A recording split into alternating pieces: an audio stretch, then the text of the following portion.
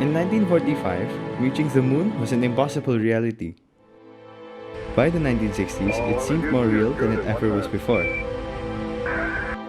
Then it happened. On the 20th of June 1969, humans took their first steps on the moon, where Neil Armstrong uttered the famous phrase, "That's one small step for man, one giant leap for mankind."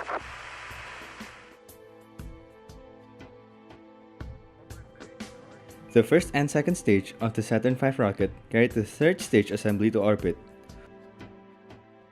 Once the orbit is stabilized, a translunar injection burn is performed.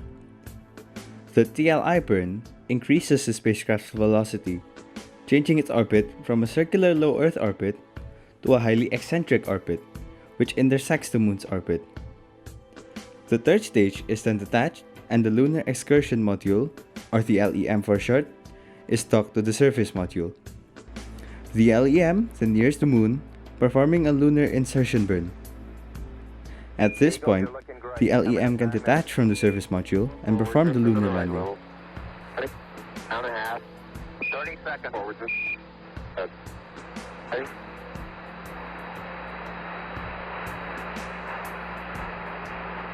Contact light. Okay, engine stop. ATA at a descent. Tranquility Base here. The Eagle has landed. He did an outstanding job, and when we were literally on the surface, he was in his test tube. Lunar geologist on a lunar surface, he was in a test tube. So he looked at the microgeology, and although I studied, the rest of us all studied geology and went on field trips and what have you, I was a macrogeologist.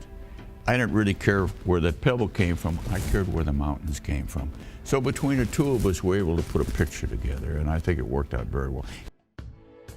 During the Apollo program, we made 14 excursions in which the missions collected 2,200 samples weighing 382 kilograms.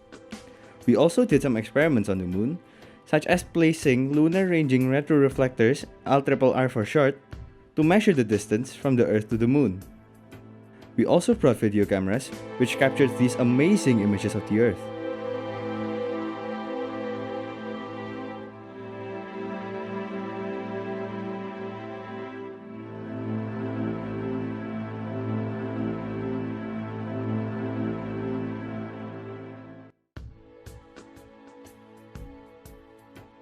The moon missions help accelerate our technological advancements. The computers made for the Apollo programs are the precursors to our modern-day computers, although they were much weaker in comparison.